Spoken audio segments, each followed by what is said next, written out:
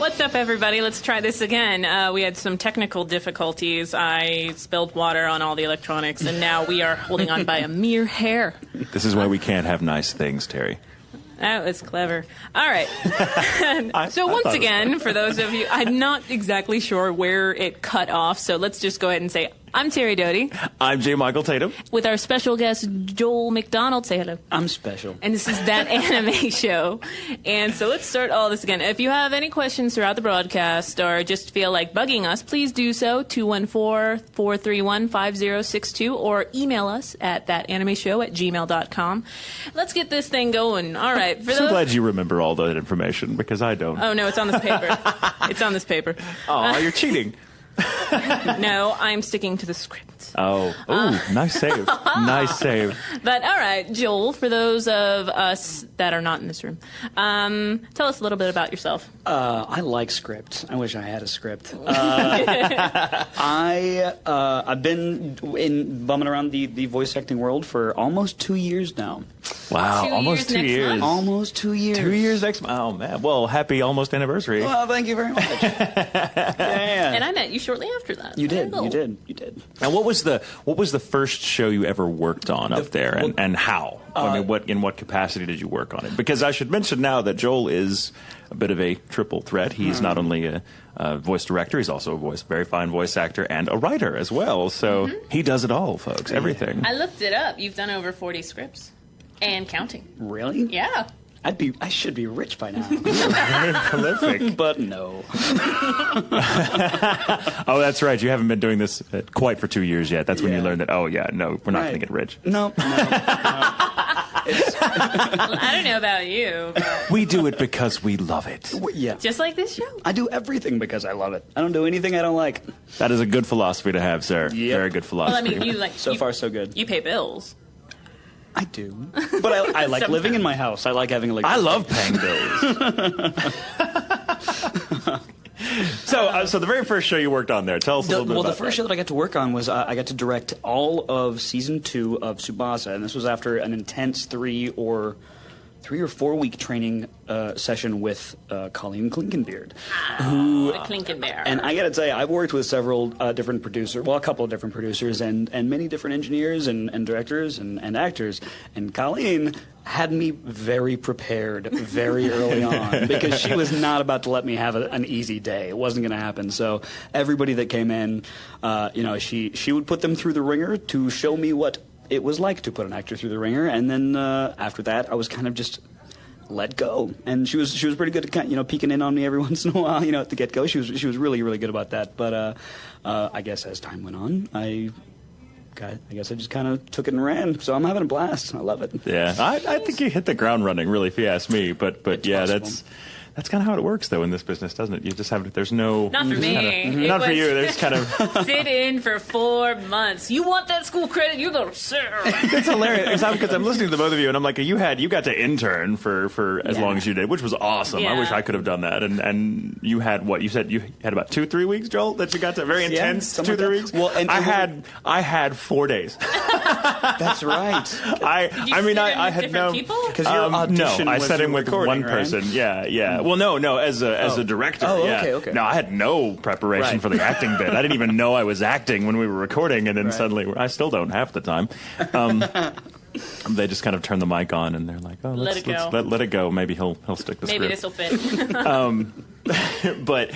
But no, yeah. When I started out as a director, also at the under the wing of the lovely and talented Miss Colleen Klinkenbeard, it was just the way the timing worked out. I had very little time, and so I had to go up to the studio and watch her direct, and I think one other person direct while I was up there for in the evenings after work when I had my dreadful 9-to-5 job. Yeah. So I'd get off of work and trudge the hour drive from where I work downtown to the studio, and then watch and think, can I do this in 4 days? Can I do this in 4 days? Can I do this in 4 days?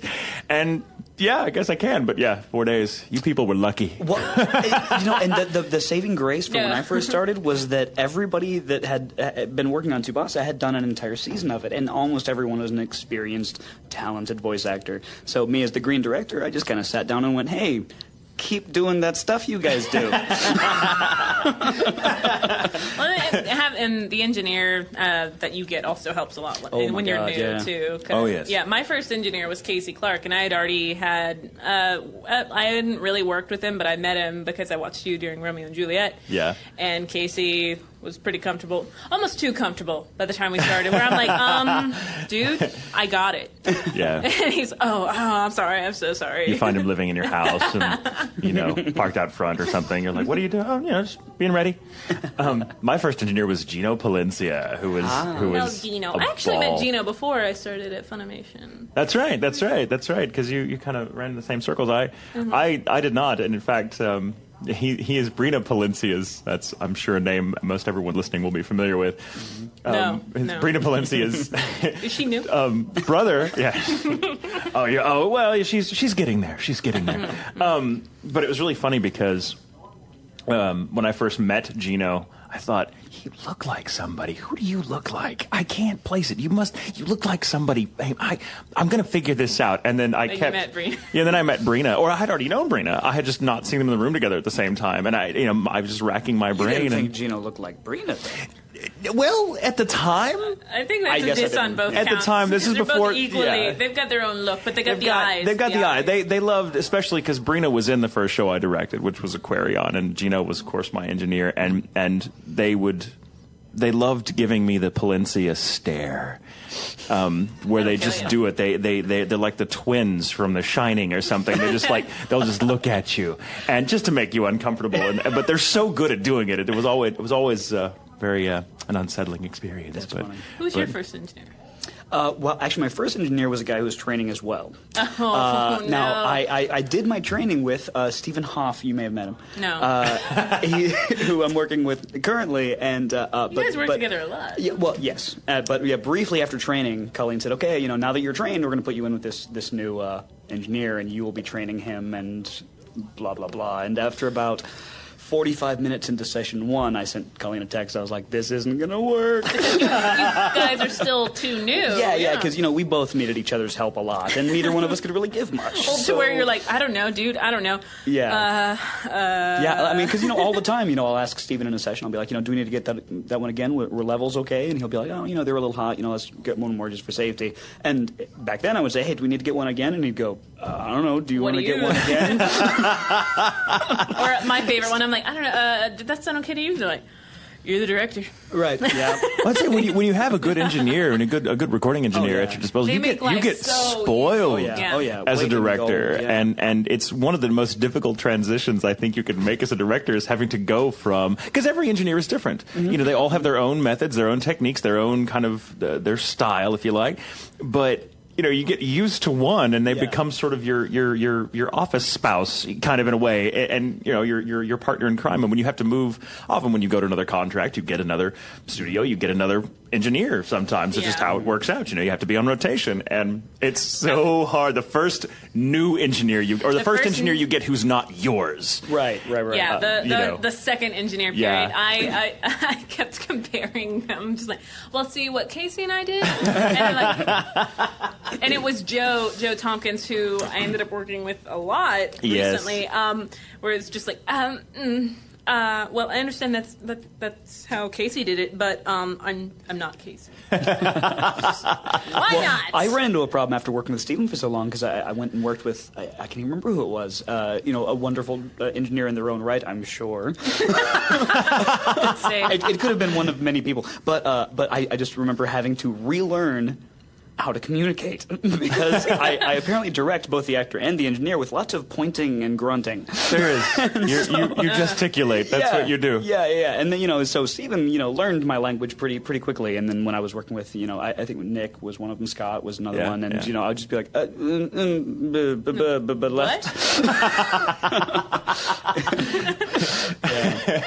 Yeah, because you have to develop this almost like the language you would have, like the sort of supernatural telepathic telepathic language. Because I've seen you in action where you just sort of look at Steven and he knows exactly what you mean. Right, I'm like, right. How do you do that? Well, and working with Will on Sergeant Frog, I found out, and different engineers I work, either better or worse with, depending on the show.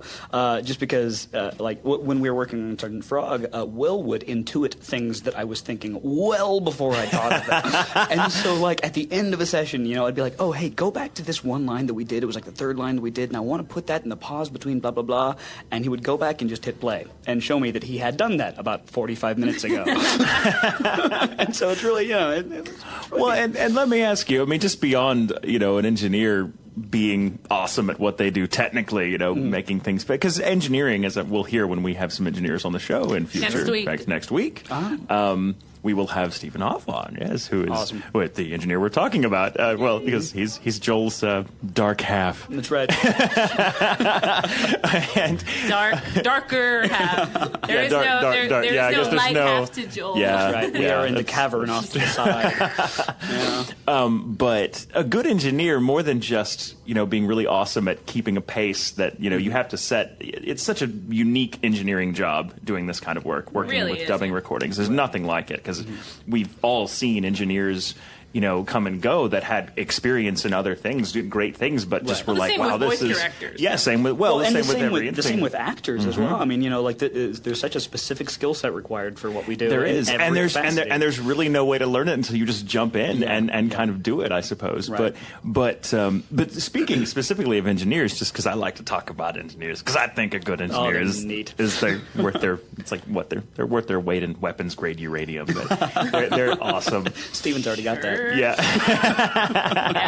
We're prepared. But all my engineers got great nicknames because I'm like, oh, you're awesome. You're like Will. I think I called Will Willpower. Is whatever. Stupid, really, but you just form that kind of bond. You're like, you are the blood of this show. I would be lost without you. You complete me. And sometimes creeps them out. But a good engineer, I think, even once they get into a show, especially when you've got, because I know Will loved working on Frog. Right. Gino really liked working on Aquarion, actually. And so when everything falls into place, and the engineer, the directors, and the actors really love a project, an engineer becomes part of the cast in a way. Yeah. Oh, yeah. They really do, and I think they do find that they contribute to just the attitude the actors bring to the booth. Do you? Yeah. Very much so, very much so. And actually, Stephen has become very literally part of the cast in almost every show that we've done. I'm so glad they called me in, but... Well, and he'll tell you, he's like, I'm not an actor. I'm not. But everybody is in a pinch. Like, yes, you are today. Yeah. And I've never, I love putting him in the booth. I know it makes him a little uncomfortable. I think he's gotten a lot better with it. Well, especially when you have to do a bit of engineering while they're in the booth. And actually, I was thinking the other day, I think most of his nervousness is about me being in front of his computer. What do I press spacebar, right? Spacebar. I know just enough to make it explode. Just don't touch anything. Just don't. Semicolon? Right. Is that anything? Yeah. Control, Alt, Destroy. Now, what was because we're kind of focused on the directing for now. We'll get more into the acting and the writing as we continue. I assume. But had you done any kind of directing before, and what kind, or if so, in what way? If you hadn't, what sort of ways did you prepare? Well, actually, I got my BFA from Sam Houston State, and that is where I went for a major in acting and directing and minor in design. I don't actually know if that's what I came out of there with. That's what it says. That's what I went there for. So I took directing classes in college a lot, and while I thoroughly enjoyed the process and I learned so much, I never, even really now, I don't identify myself as a director because I'm an actor who happens to know how to kind of put things together. But I consider myself very much an actor's director. It's not my job to tell you how to do the part. It's your job to do the part. I just kind of have to make sure it fits and the overall story is all put together right away. And there will be times where I'll really tweak a line or really go after an actor for something. But I'm pretty soft touch, I guess. Anyway, I went to Sam Houston for directing and acting and came out of there and went right back into acting, which was always my first love, and wandered into anime. And I'm not going anywhere. I love this stuff. I love it too. Yeah. So how did you, getting on that topic then with anime, had you grown up watching it? I mean, was it completely new to you when you came in as a director? It was so completely new to me. Really? even the stuff that like everybody knows, like the Dragon Ball and the Cowboy Bebop and Full Metal Alchemist and stuff. It was stuff that I was aware of. And actually, right when I first got to town, I'd been on a tour with a local children's theater company for 8 months. And while I was on the road, a couple of cast members that I was working with watched the entire season, I guess at that point, of Inuyasha.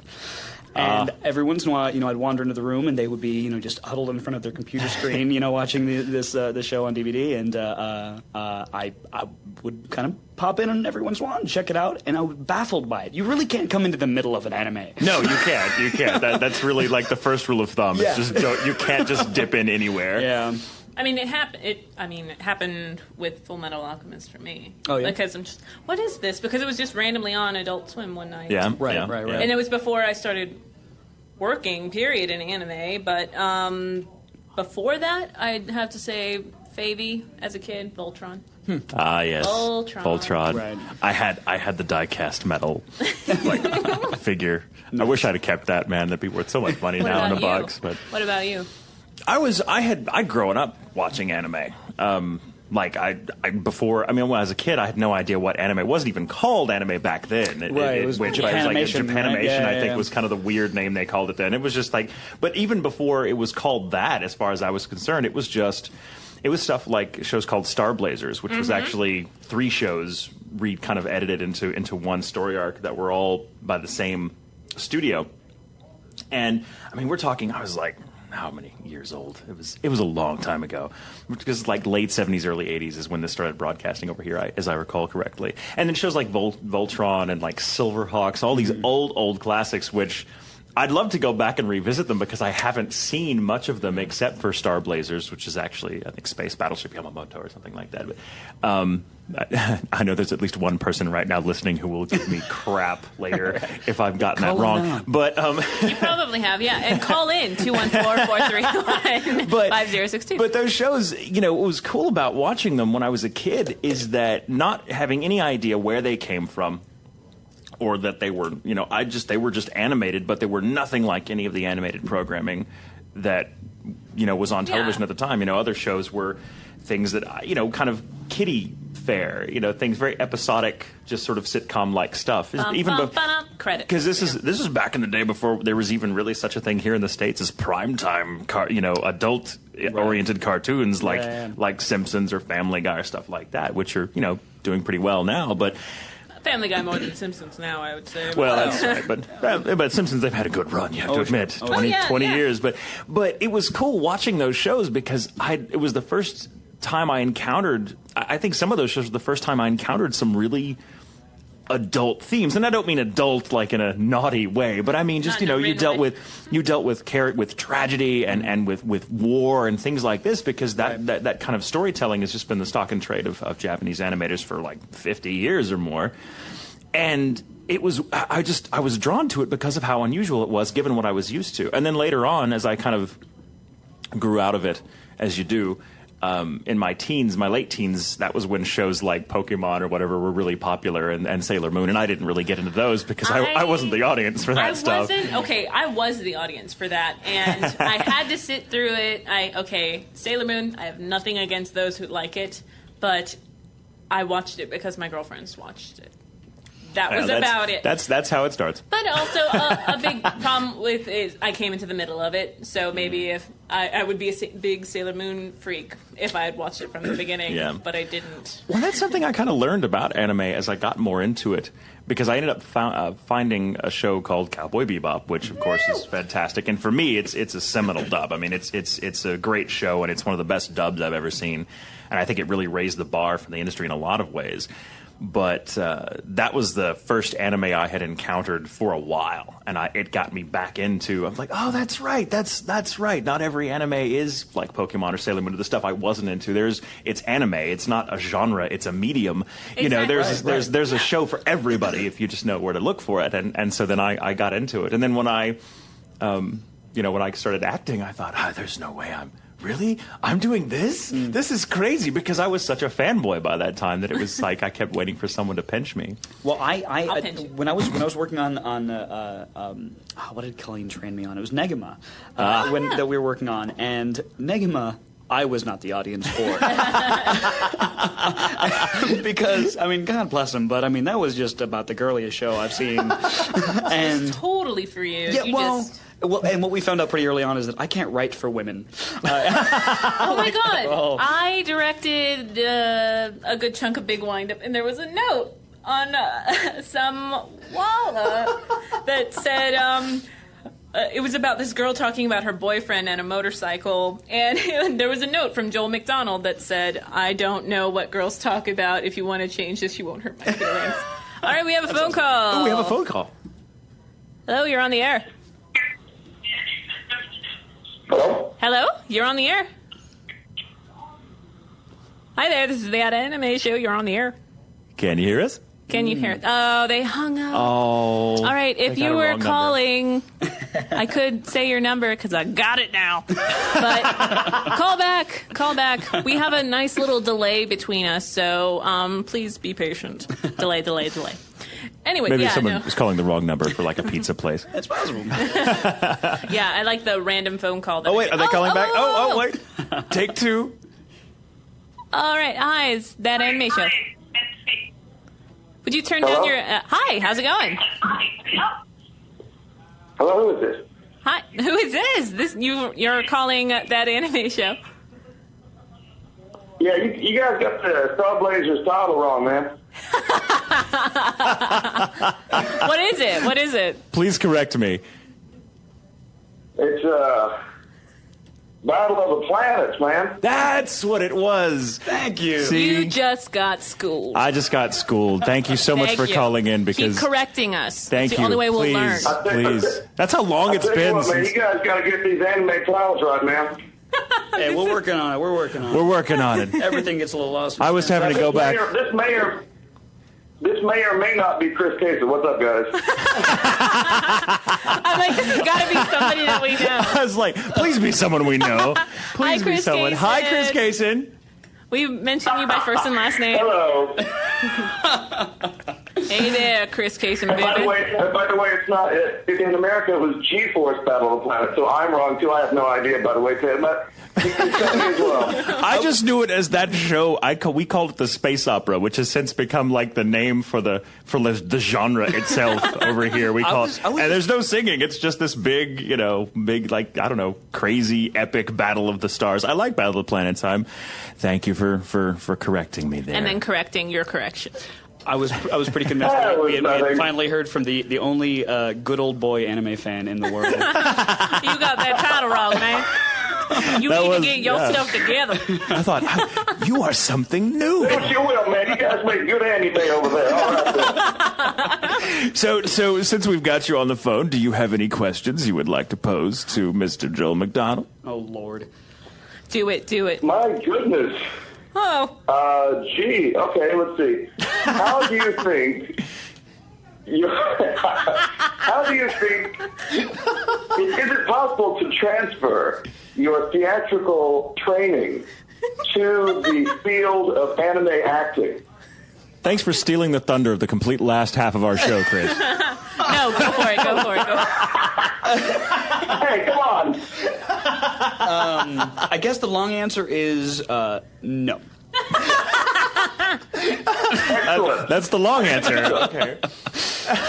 Short answer, maybe. No, well, I mean, it's like I was saying earlier. I mean, like even engineers, actors, directors, the skill set in anime or in voiceover is so specific to voiceover that nothing I have learned in my entire theater education before this has anything to do with what I do now. Right. Yeah. What about you, Chris Kaysen? What do you think? Well, to me, I call it acting with math because it's acting, and then there are flaps to match and all kinds of extra tools that you would not have gotten anywhere else. I don't know. And when so, I'm on stage, I totally count flaps for continuity. I think on stage it's more. Interesting if you were to do a play now and see if you would, do some weird, things you picked up at Funimation. You have to shake. That would be interesting. I'm telling you now, yes. I have done plays since I've started on at Funimation, and Funimation has flavored my my theatrical acting quite a bit. Well, it's really... I've heard that from other people. Yeah. Well, what's funny is every now and again you will encounter what we call a mouth not shown or an offline, where there are no flaps to match, and if it's a long, nice, I can still find a way to mess it up. swatch of dialogue, It's playtime. It's weird. Well, it's playtime, but the first few times you ever do it, you're so accustomed to timing things out, particularly that when you're given the relative freedom of a mouth not shown line, you almost don't know what to do. It's like, hey, it's like your dad giving you the keys. British now. It's like it's like your dad giving you the keys to the Camaro or something, and you suddenly have no idea where you'd like to go. But it's exactly like that. Okay, it was like that for me. Apparently, I'm the weird one. Let the analogies flow. Well, because as an guys, You're gonna let us go because you're getting uncomfortable? no, I'm getting too comfortable. That's why I have to go. Oh, This is no. weird for me. Well, we'll make you get in the studio soon, yeah? Yes, you'll be here with us Yeah. soon enough. We'll find you. Oh, my goodness. I know where you live. That sounds great. Have a lovely rest of the show, and I will talk to you guys later. You're nice. Woo! Bye. Later, Chris Love, Caton. love. Bye. That so caught me off guard at first. I'm like, oh, man. No, I'm like, this has got to be somebody that we know. I've just made a fan angry. This has got to be somebody that we know. Hey, man. I'm like, okay, this is definitely someone we know.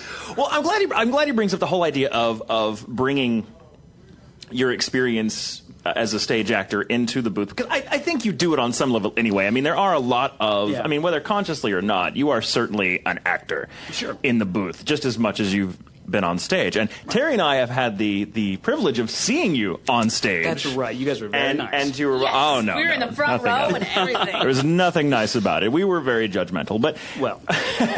No, but you were wonderful. I mean, you have such a wonderful stage presence, and I've noticed that you bring that same quality to the booth. And I know the technical aspect of it is completely different, because on stage you don't have to worry about matching flaps, and you do have more liberties with timing and whatnot.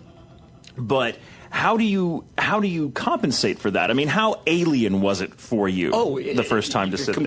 Completely counter to anything that I had really trained myself for, because when you're on stage and when you have an audience staring at you, then everything is a factor. Your voice, your body, the way you move, the speed at which you move, just everything is a factor. And in voice acting, 90% of what I had been trained to do as an actor was taken from me. Yeah. I could not express myself with my hands. I couldn't use my face to kind of, maybe show you that the line I was saying was a little sarcastic because it sounded really, really honest.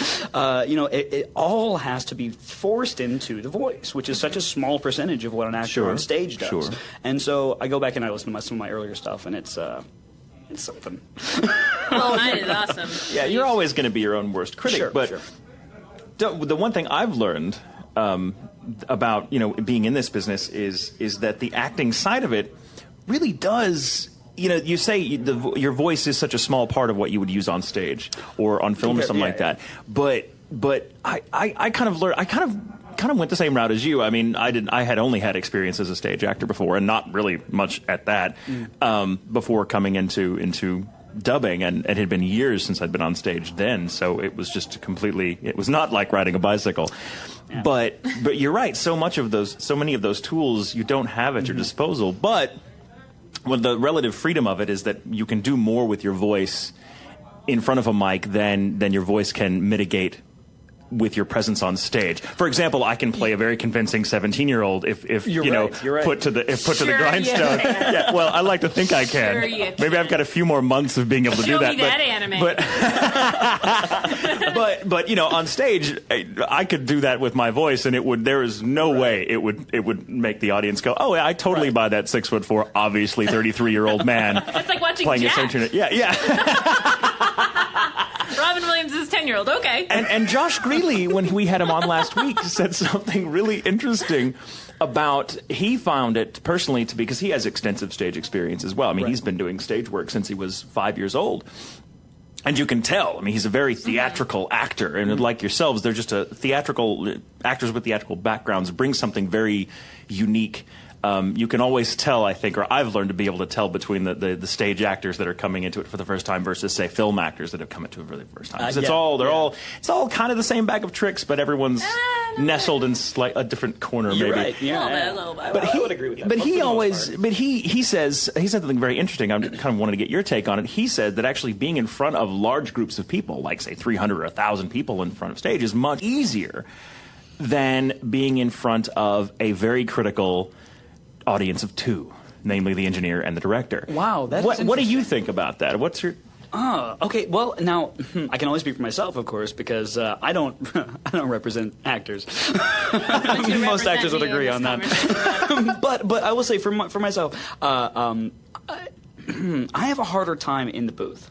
Because for whatever reason that I do what I do, and I couldn't really tell you why I've been acting for as long as I have, but it's not about the immediate response and the applause and whatever. However, being in a booth and not having that energy and not like having some kind of response to kind of build off of and to kind of create a direct relationship between the actor and the audience, that's one of the things that I had the hardest time getting over, and I still have kind of a hard time with, because I don't know how the line's hitting people, you know? Like, you know, I can say it the best way I think it can be said, but, you know, that's I won't know how it's going to be taken until months later if I happen to see something on a board, you know? Yeah. But, you know, in theater, it's you know, I say the line and people either go, or, and at least I know, you know?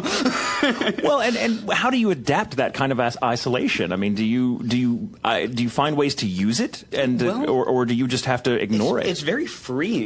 I mean, in that you know, there's, you know, it's like doing a film. You know, if it doesn't happen this time, it'll happen the next time. You know, there's no. It's not like we're recording on a limited amount of tape anymore. You know?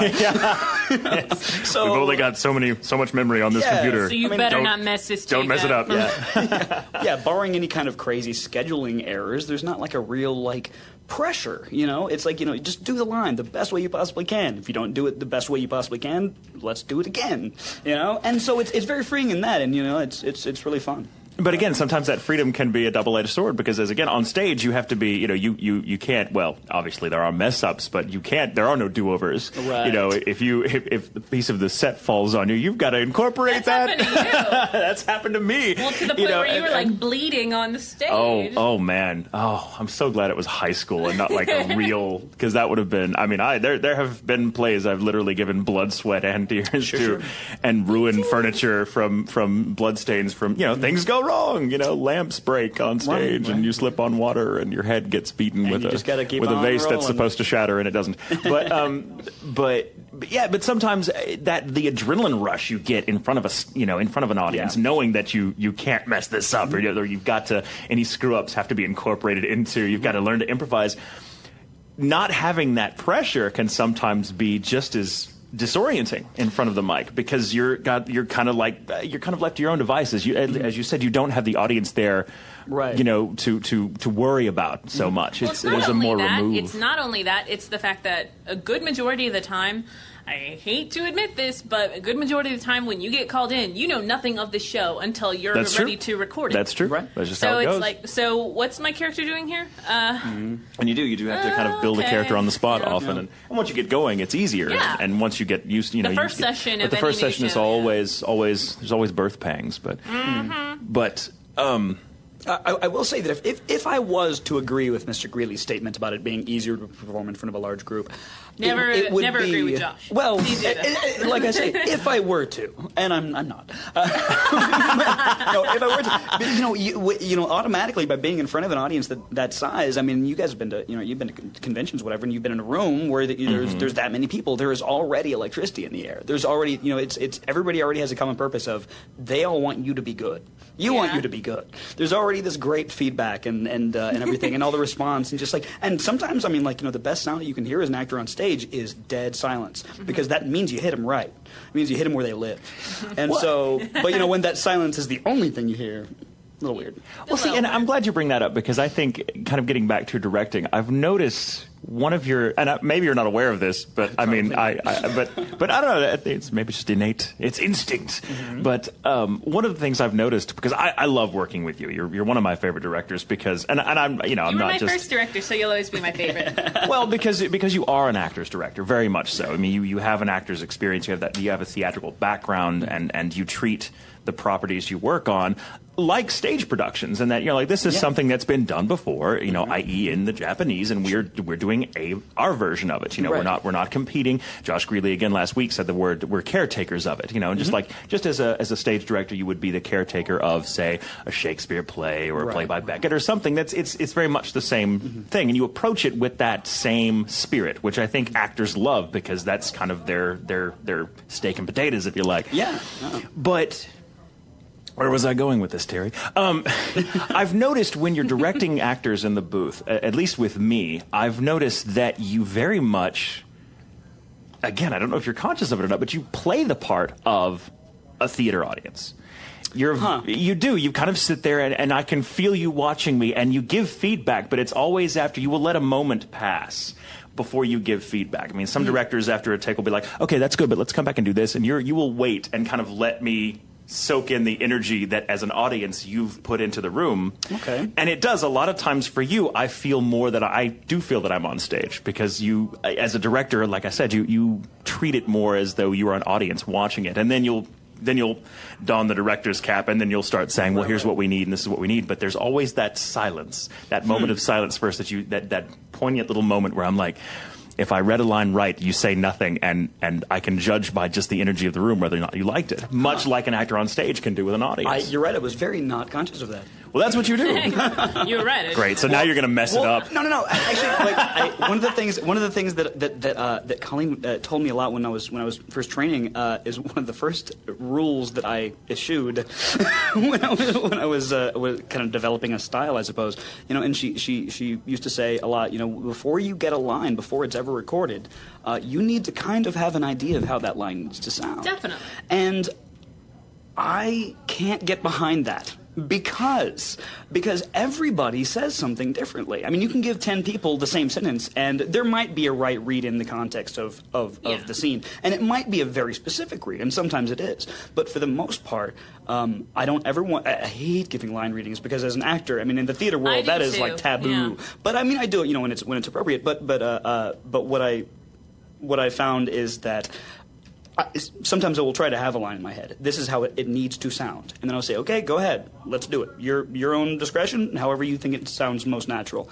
And as soon as I hear it that second way, my first thought is in doubt. Like, well, because, you know, that's the way they say that, you know? And if it needs some playing, then we'll do some playing. But for the most part, I find that, you know, if an actor is given a read right off the bat that they wouldn't necessarily feel comfortable with, you're going to hear it being a little forced. You're going to hear it just sounding not quite natural. And as a theater guy, natural is the only thing I really shoot for.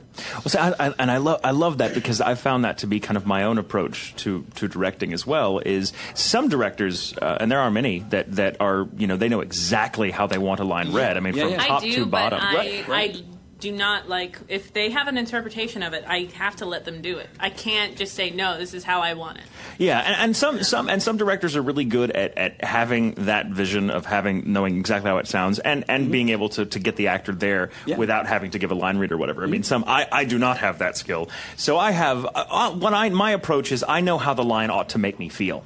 That's and there are any number of ways for us to get there, and like you said, I hate giving line reads to an actor, and sometimes you don't have a choice, but as often as not, you know, you want the actor to find it on their own, because that's their job as an actor. You know, that's they're bringing this character from within themselves, not from within you as a director. You know, you're just there to direct them. Right. You're not giving them the character. The character is coming from themselves. And so giving them the freedom to surprise you with a read is, I think, one of the most important things I learned as a director, of going, wow, that's not something I would ever have thought would work. But hearing that now, I love that. It actually maybe completely changes the timbre of a scene. Right. And then you have to go back and re-record other people because you're like, okay, yeah, I loved what you said here, but because of this particular read now, this whole scene changes, so I'm going to give this line a new subtext. And that's how it all comes together. But yeah, I love surprise. So well, and it really works out in our favor when we work on shows like Sergeant Frog, that are comedies. When you tell a bunch of funny people to just do what they think is funny, oh my God! Like, I mean, and the scripts that we got were fantastic, but for the most part, it was just like it's kind of a template for you guys to improvise off of. And you come up with so many great things when everybody's just allowed their own freedom to make their own mistakes if they want to. And, very true. Make the right choices when they don't. So is it time for a break? Yes, we need to take a break and all that loveliness. So we will be back with Joel McDonald and more awesomeness in a few minutes. Are you a musician trying to record a demo? Maybe a filmmaker in need of a soundtrack unlike anything else out there? From simple tape transfers to sound design and installation, Evil Tofu Productions has got you covered. With over 10 years experience, they use state-of-the-art equipment to create one-of-a-kind sound quality for film, music, live venue, and everything in between. For more information, call 817-846-6273 or shoot them an email at eviltofuproductions@gmail.com. Hi, everybody. Welcome back. Welcome back to That Anime Show. Terri Doty, J. Michael Tatum. With our special guest, Joel McDonald. All right, let's go over the releases that are coming out on the 26th, better known as Tuesday. All right, Blade of the Immortal Volume 3 is coming out. Naruto, go ahead and laugh at that pronunciation. Box Set 1, Neo Angelique Abyss Season 1, Sands of Destruction Complete Series, Sergeant Frog Season 2 Part 2, and Tears of Tiara Collection 2. So go buy all of those because you're rich. Or you will be richer for the experience.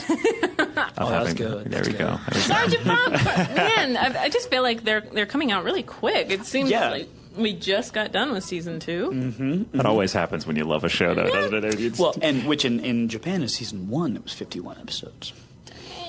Yeah, wow. That's a lot of episodes. So talk about Sergeant Frog. We kind of left off on that. I mean, working on that show. I mean, that show is now famous among the studio because, when it's in session, we always know because we hear just unbridled laughter coming from that studio, and it goes into every corner of the building. That's why I liked having it in Studio F, because for whatever reason, Studio Frog, as we called it, would just echo down these hallways. It really would, and we were on the other side of the building. Yeah. That show is such a blast to work on, and the cast is one of the best that I've ever seen assembled. It's gotten some really good reviews. It's gotten some great reviews. Just to be perfectly honest, there are a lot of diehard otakus that are really not satisfied with it, and but we can say that about any show. That's the case with any show. Everyone, any show, anime or otherwise, especially a comedy, like this. People get really, really attached to certain elements, jokes. But man, I can't even describe enough how much fun I've had working on that show, because you're almost a little protective of the show. I'm very protective of the show. Try really hard not to be like, oh yeah, no, I don't like that. Well, that's your opinion. You should go. Thanks for coming. Oh man. Well, and it was one of those that was just like everything worked from.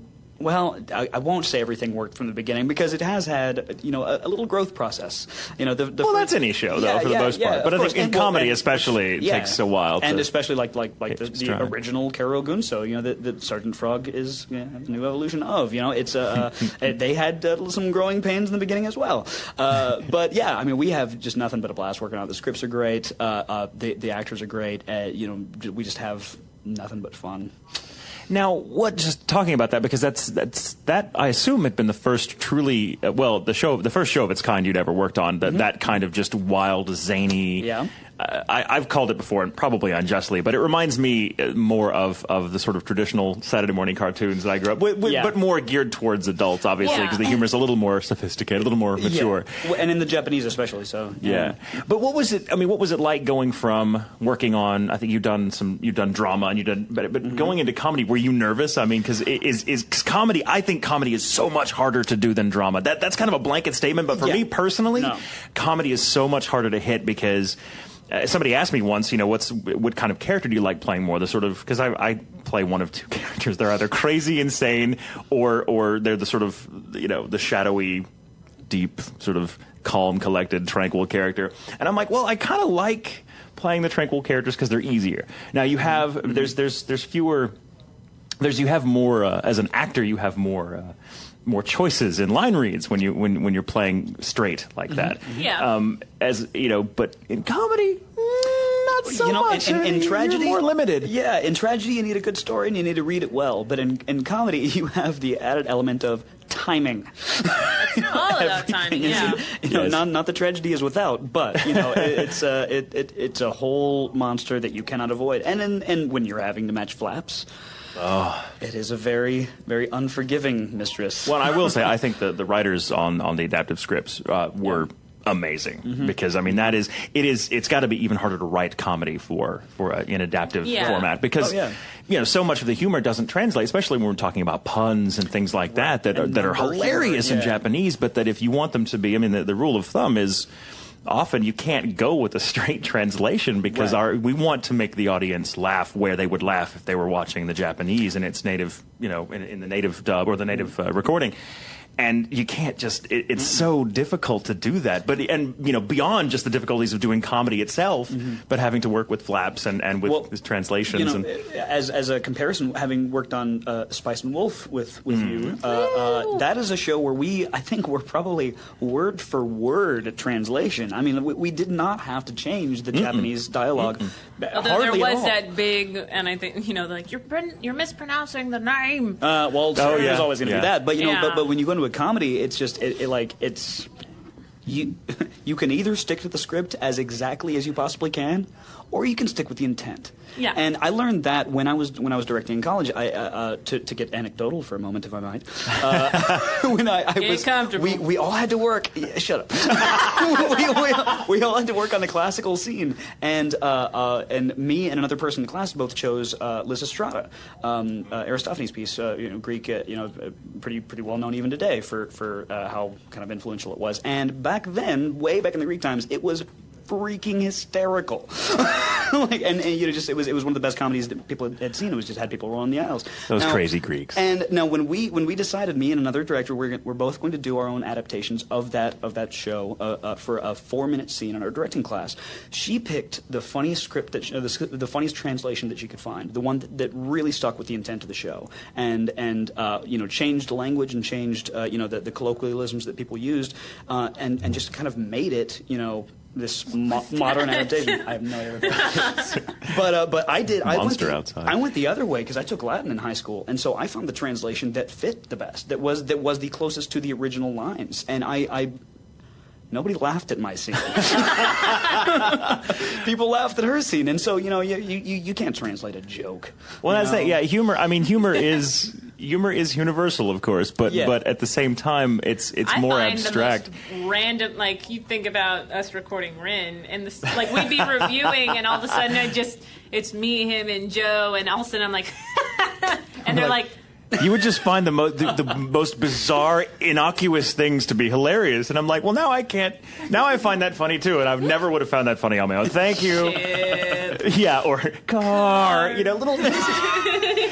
And it's just. Or no, my favorite scene, especially in episode 3, is Mary. Oh yes, Mary. Oh, honey. That was fun. That's become something of a trope for you now. You've been kind of typecast, haven't you? You've played a lot of. I played a lot of transsexuals. Between Yoite and the Bari no O, the character that I played in Kenichi, who we found out only in the second season was actually a female.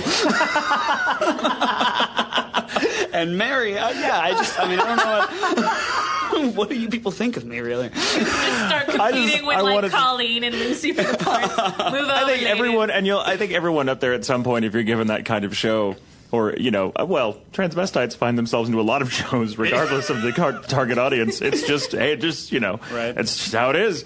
And I love that, by the way, because I love that's something you would never see. There would never be a trope that ever becomes comfortable here in the States on live action television, except in certain primetime dramas. But here, it's in a cartoon. I love it. I love it. But yeah, I think there's a time when you just go, Joel hasn't played a transvestite yet. Let's get him in. Well, what I loved in that session was that I started, you were directing me in that, and I started trying to make it feminine and maybe try to do a little. You're like, no, dude. Like, no. I want you to be hot eye for this is an after hours. This is an after hours tranny. I showed my roommate and a friend of mine that scene, and the first line that Mary has is something along the lines of, "I'm an old queen. I've been in this business a long time." My roommate's not going to look at me the same way ever again. And I will say very briefly that one of the things, you talk about, you tried to kind of make it girly, and I'm like, oh, you've never played a transvestite before. Nope. Okay, well, it's very important for me that in that show that I forget what it was. What show he was talking about, but years ago, and I am going to have a point here, but it's going to take a minute, so just bear with me. Gotcha. Get comfortable, as Terry likes to say. And I protect him. But I think it was in some movie that George Carlin, the late great George Carlin, was played a gay man. Yeah. A gay neighbor or something, and it was a dramatic role. It was not meant to be funny. It was there was no yeah. And I remember him being very good in it. But later on in some talk show, he was discussing the part, which was one of the first serious roles I think he'd ever played. Even though it wasn't a lot of screen time, but for someone of his caliber, it was totally new territory. And he said that the director originally said the director had chosen a comedian to play the part because they thought it'd be funny. And his first instinct was to resist that and say, well, this shouldn't be funny. I mean, just because the person's gay, there's nothing inherently funny about that. Right. It's just, let's make him a real character first. And if the humor comes from that, so be it. But let's not take the concept of gay and make it a joke. Not to take the cliche. And so one of the challenges, like working on Ren, was because we have that as a show that deals with the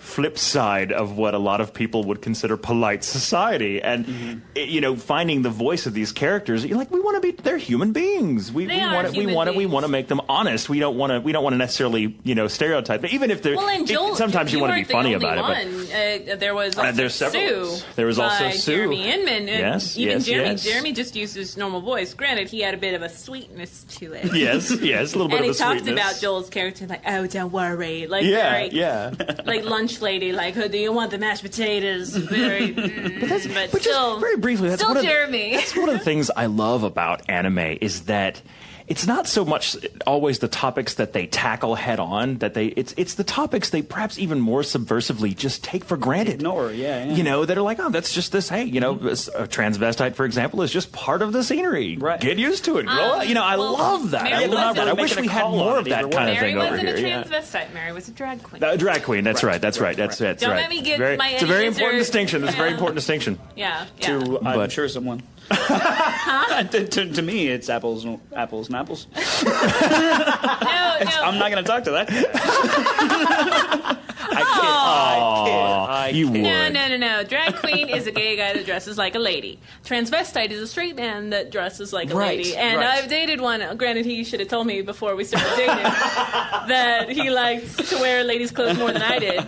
But how do we get on this topic? Okay. And there's transsexuals who actually go. Who actually yes. All right. So executive transvestite. But again, just saying that because Eddie Izzard was just in town. One of the things I love about anime, again, not as a genre, but as a medium, is that there are certain genres within it that just take the complexity of social life completely for granted and just say, well, hey, look, these people exist. They're real. They deserve their time on the stage.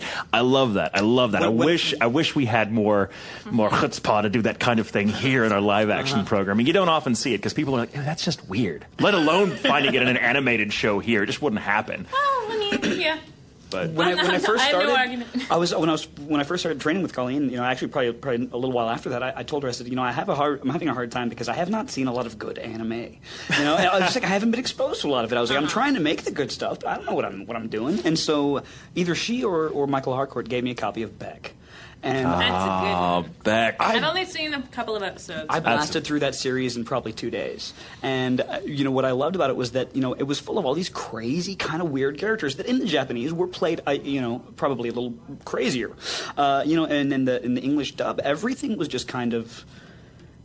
It was all muted. It was all there. It was funny when it was funny, but it was never unrealistic. And I got such a kick out of that. Being a realism freak myself, I got such a kick out of being able to watch 26, 24 episodes of that show and never once be introduced to a character that I felt was a stretch or odd in the world in any way. And it was really, really neat. So you found your first anime that was tailor made to you. Oh yeah. That's how it began. began. I didn't realize how realistic Big Windup was, about just how hardcore baseball is. I mean, you wrote for the show in real time. It is in real time. No, longer. Because I think there's slow motion scenes, right? No, I think there was a whole section where 3 different directors were in one directing one game. Yeah. I wouldn't be shocked. I know I had to write 3 episodes together that were 3/4 of a game. Or of an inning. Yeah. But man, it's very real. And you played Hana, and that was awesome. I did. You did. You sounded like that. Yeah. There's there are people that I work with, that are those kind of voice actors that can do any voice. You're pretty close to one of them, Mr. Tatum. And he wasn't talking to me. Now I'm all nervous. I am of the kind of voice actor that I can do me. I can do me a little higher. I can do me a little lower. But I still say you have so much more to explore with your range. Just tip of the I'll get there. iceberg. I think you're fantastic. I mean, everything you've been in. I think you're but again, you're always going to be your own worst critic. I think the best actors are their own worst critic because they're never really satisfied by what they do, and that what kind of keeps them driven to do better. It's hard for me to listen to myself. Really, believe that it really is true. I don't like hearing myself. He's got his demo playing all the in a time. loop back at the house. Only He sits back with a gin and tonic. only for study. Only for study. I analyze it. I don't enjoy it for a second. But I've always enjoyed just the recording process more than ever going back and listening to it. Yeah. If I directed a show, then I tend to enjoy. I like the directing process, but I much prefer to see everything come together in the final mix and get the DVDs and watch them and go, oh man, this is so much. Oh, this is great. Yeah. But as an actor, obsess over every stage. Yeah, as an actor, as a director, it's easier for me to let go once it's done and watch the end product and go, yeah, cool. Oh, I like that. I might have done that a little differently now that I see it, but I still think it's good. Or even if I don't think it's my best work, I'll be like, cool. I don't stress about it for some reason. As an actor, I obsess over what I do, and I will listen to stuff that from years ago that I'm like, oh man, I could have done. Oh, why did I? Oh, that's a terrible read. And I do that all the time, and it's very hard for me. I much prefer being in the booth recording the character than listening to the finished product when I'm an actor because it's excruciating. I love the acting process as well, but you have to trust the directors so much because you have to believe that you have all of the information that you need to make the acting choices you are about to make. I really do, because I still think, especially compared to the two of you, I'm very green. Very, very. Yeah, well. Literally, I am green. She is green. But if I've never worked with a particular director before, it's like, so you can recast. You're not going to hurt my feelings. I promise you, you're not going to hurt my feelings. They're like, you're not even in the booth yet. But, okay. Well, that's something I learned is when I first started out, we kind of talked about this last week, and I've talked about it all the time in the past, but Chris Bevins was my first director. Yeah. And he was the only director I worked with for a long time because my schedule didn't allow me to be up there in normal operating hours. So I could only do the night stuff and occasionally do a weekend because I still had my 9 to 5. And Bevins was the only director I worked with. I mean, I knew there were other people up there, but it was probably 8 months or so before I even met anyone, let alone worked with any of them. Wow. And I'd just gotten comfortable with Bevins, which took a while because it takes a while for you to being as new as I was, being completely new. getting used to Bevins took most of those 8 months, and as I'm sure he feels the same way about me as an actor, but. Still does. Yeah, I think he still does. I think it's been 5 years, Tatum. I'm still not used to you. But I think as hard as the first, let's say, the first ever session I did with Bevins, and that was hard. I had no idea what I was doing. I was completely green. He tricked you, too. He tricked me. Okay, I should say the second session, the one where I actually knew I was being recorded and I was acting. Because for those of you that don't know, the first session, I just thought I thought it was an audition, and we're like, well, we're just going to try. I had no frame of reference. I thought this is just must be how it's done. And how about when you signed the contract? Well, it wasn't until after I stepped out of the booth that he was like, cool, you like it. So it was really kind of what they call a paid audition, I suppose, but I didn't know that was actually those first 4 episodes of Samurai 7 from back in the day. Those first 4 episodes of Ricochet are me having no idea that this is actually the take that's going to make it in. Check that out. And it's hard for me to watch. It is so hard for me. It's a good show. It's a really, really good show, but I think that was a very painful character for a lot of reasons, but that's another topic. We'll be here for the rest of the day if I start going on that. But I'm very proud of my work on that show. But I'm very proud of a lot of things I've done. But it's still hard for me to watch. But as hard as that first real true session was with Bevins, the hardest session was the first one I had to do with a director who wasn't. Well, it's like trading engineers, I guess. Yeah. Okay. Because you do have to. You don't know. You're like, I don't know this person. And Bevins, I knew. Now I didn't. Yeah, you knew him outside the place. I knew him outside. So. Now he the mask came off when that light came on. But because I had never seen that side of him before, I'm like, wow, you're such a laid back person. I mean, you're such a dude. And in the booth, he is just like, no, do it again. He's very intense. Which actors love. Because that's the kind of director we're like, this guy knows exactly what we want. And as Joel put it, that director's going to give you all the tools you need to make the right choices. Right. And so you love it. I mean, you have to sort of hold on with both hands. Yeah. But that's what's great about it. Whenever you first went in for Bevins, because it had been a while, you're like, wow, it's different. Well, yeah, there are the directors the directors. I think it was a big windup. But yeah, they're the directors that I love working with just because I love them. And then there are directors that get the best performance out of me. And Bevins is both. I love working with Bevins, but I always leave feeling a little abused. But at the same time, I've never left thinking I could have done better. That's exactly my own feeling. I walk out of there and I'm like, I just feel like I have been hung out to dry. I'm limping off. I've got bruises, but I never. And the first show I ever watched myself in when I got around to it was Samurai 7. I thought, man, that is not me. That is that character. How did I do that? Oh, that's Bevins. That was Bevins. Whoosh, cracking the whip constantly, and really a real whip. He used to whip on me often. I don't know that. But I think one of the things that that's helped me improve as a voice actor over the years is getting to work with pretty much all the directors at some point, so I kind of have a rapport with all. I don't know all their tricks, but I know what to expect. Tricks? I know. Well, I know your tricks. Well, hello. I just thought I'd say it. Hello. Derailing my train of thought. Thank you. That's so easy to do. Shiny. What? But yeah, as an actor. It can, the more directors you work with and the more kinds of material sort of shows you work on, the more confident you get. I still hate the audition process. I mean, I love it and I hate it. I love getting called into an audition, but I am so nervous. I hate the way I sound in auditions. I hate it. Even if I know the director and because again, you don't know the show. Especially if I know the director.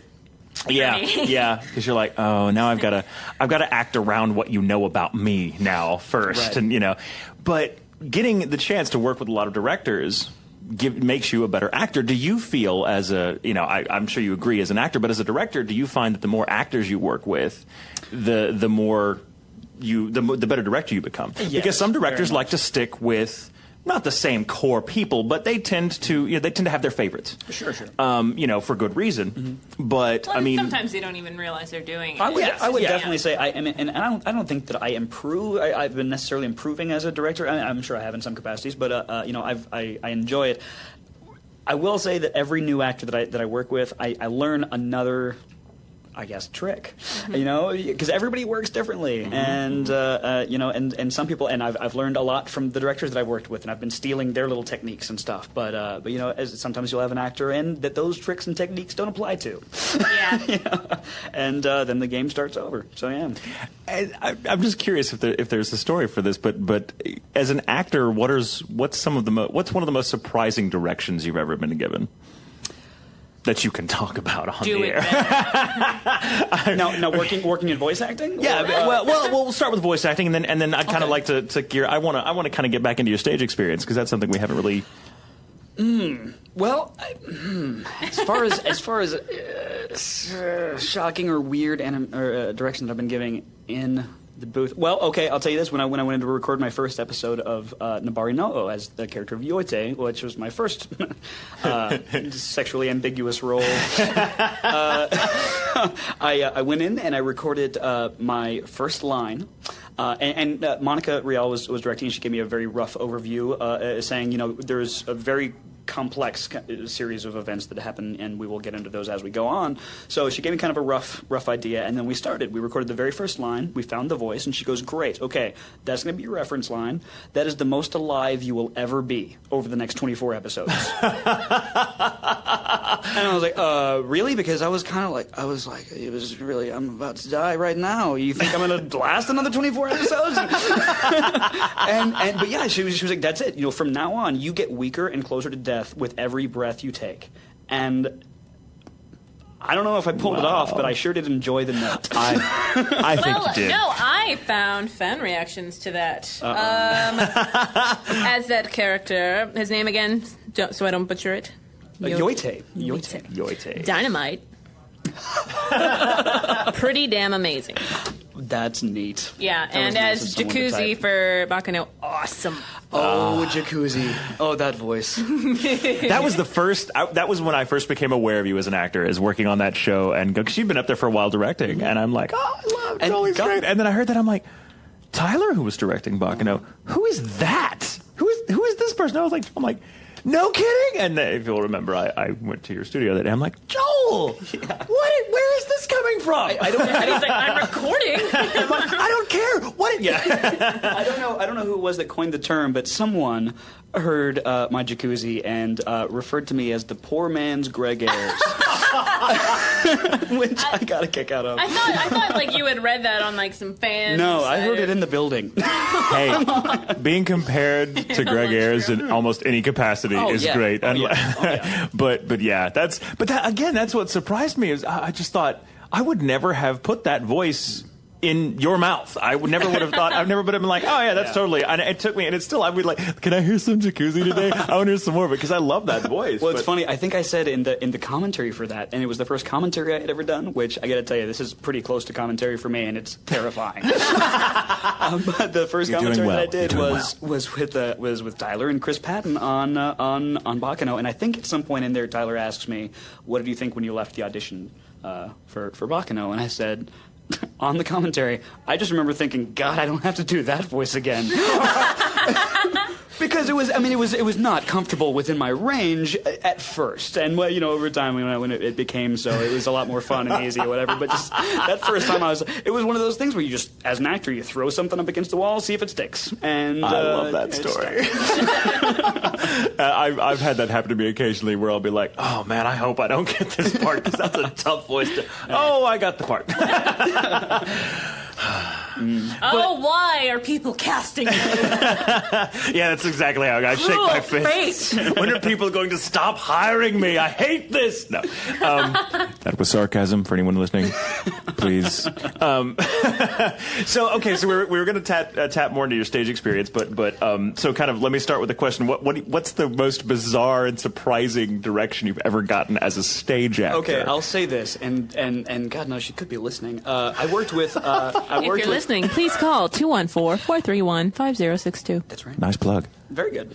Well timed. No, I did a show at Undermain Theater in town, and they're just a wonderful avant-garde kind of out there theater of the different. I think they just don't do things the way that normal people do, and I love I love that. No, I mean you have all these old stage conventions of here's what you do when you need a door knock from off stage, and and it's been done for hundreds of years because that's what works, and at that particular theater, that's reason enough to change it, and you end up with some great weird stuff. But one of the notes that I used to get a lot, I was playing several characters in a show called Margot Vale, written by the great Lynn Jenkin, who is bizarre and avant-garde and abstract and weird and all the fun stuff I love about theater. But the note that I kept getting was on this one particular scene. I see you feel it, but I don't feel you be it. That was the note I got almost every day for about 4 months. What about you? Less feeling, more being. Any weird stage directions? I think the weirdest stage. I think, God, it's been so long since I've done stage. I would love to do stage again, but it's such a different animal. I think it would be a very difficult transition to make. But I can't. Stage direction. God, I think.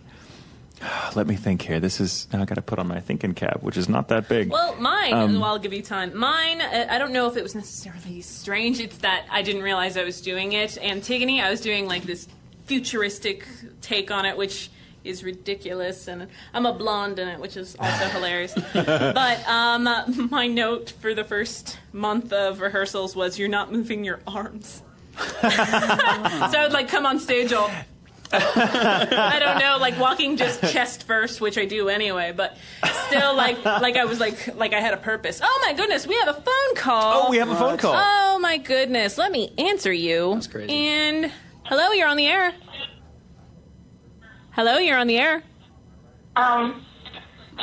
Hi, how's it going? Who am I speaking with? Good. I'm Jackie. Jackie, is your last name Caraway? Yes, ma'am. Woo! Hi! That was good. That was really Wow. What are you, psychic? We are friends on Facebook. Aw. Hi, Jackie. Hi, Jackie. What's going on? You said to call, so... Yeah, you called, and you are forever in my awesome book. I'll start making it tonight. Do you have a question or anything for us today, or you just really want to call us? I really wanted to call. Awesome. I just wanted to say hi. Hi. Excited about this whole thing. You should call us every show. You should. You should be like our routine caller. That'd be awesome. Oh, it's Jackie. Click. Oh, yeah, I definitely plan on it. Awesome. Well, say hello to everybody out there in Radio Land for us. No. Go on. Hi. Well, you can tell we're very by the book here, can't you? Yeah. Where are you calling from? Lancaster, South Carolina. Wow, South Carolina. Woo! Awesome. Awesome. I love it. I love it. Yeah, I'm pretty sure I'm the only anime fan down here. Well, Keep the torch alive, Jackie. Keep the torch alive. We need to convert more. You've got some work to do. Is there not a big convention in South Carolina? Definitely. No. Do you have any questions for Joel? Oh. We're putting Joel on the spot. Come on. Yeah, I can make up answers for just about anything. So. What is your favorite color? Anything. What's your bed? Well, about the comment he made earlier about Yoichi's gender being ambiguous. I originally watched it in Japanese, but I didn't think it was ambiguous in any way. Where did you get that from? Well, it's in the manga. Actually, there's it's referenced how Yoite is of both genders. And they actually don't really get into it in a lot of detail, at least not that I remember. But it was explained to me by Monica when I checked out the manga myself that Yoite is actually supposed to kind of represent both sexes. And I think you can take as a fan of the manga or the anime, you can probably take away your own reasons for that. And really in the dub, I don't think we didn't really play that. There's not really a good way to play that. So I think that's probably a bigger subplot in the Japanese and in the manga. Well, and again, Jackie, I think it's a kind of a testament to how interesting I think it is that in Japanese, well, in anime culture, that kind of what we might consider to be odd about someone is just taken for granted. It's just who they are. It's that you wouldn't necessarily pick up on that, which is cool because it's not the most important thing about them. But it's a good question. That's a good question. Good. Joel was sweating that one. Good on the spot question. We definitely put her on the spot. We're like, no, you called. You ask a question. That was a good question. That was a good question, Jackie. All right. Well, thank you for calling, Jackie. Yeah, and call us next week. Mm-hmm. You should be a normal caller. Yeah. I definitely will. Definitely will. Yeah. And again, Jackie, keep the torch alive out there in North Carolina. Yes, we need Bring you. anime to the masses. Definitely. All right. Have a good day. Bye. Bye. I don't want to hang up on Bye. There we All go. right. Oh, that was so cool. That was cool. A caller we did not actually ask to call in. I didn't ask Chris Jason to call. A spontaneous call. Well, okay. But he is awesome like that. He is awesome. He's awesome. So what were we talking? We were talking about odd stage directions, weren't we? And then we had Jackie's awesome question to answer. What you were talking about your stage direction, not moving your arms. Yeah, right? not moving my arms. But then I got over that. But now I overuse my arms. See, I was the opposite. Especially in studio. In high school, my high school theater teacher duct taped my arms to my body at one point. She called them happy arms. I got a lot of that too. Mm-hmm. They never duct taped my arms because it wouldn't have worked. But you would have hoped it. I would have been like and bust the bounds. But yeah, I had to be very. I'm a big guy, and set pieces are often smaller even than their real life counterparts. And so there was a lot of issues of me just going, oh, wow, is this couch always here? I just stepped on it. I'm sorry. And so I'd have to be, I don't know, I can't remember any odd directions I've gotten on stage. I can remember many odd things that have happened on stage because of a relatively straightforward direction that I just misunderstood. But I think the funniest direction, it's not really a direction, it was a note Bevins gave me while recording Samurai 7. Again, he was the only director I'd worked with at that point, and I was a little more comfortable with the character by then, but it was still, we had just finished an extremely emotional episode where the character breaks down crying, and I mean desperate, heaving, like it's an awful scene. It's wonderful, but it was awful to do because I told Bevins, I don't know if I've got this in me. This is not. I don't do this. I have not cried like this since I was a child. I don't think I can. Yeah. I don't think I can make it sound realistic. And Bevins was like, "Oh, we'll make it sound realistic."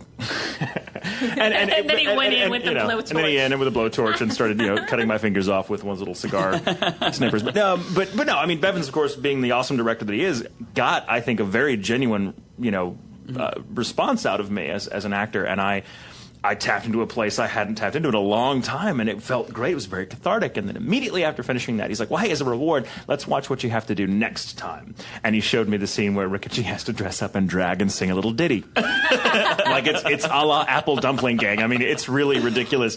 And it was way to funny. work that reference in. Yeah. I know, right? Has anyone seen that show but us? No.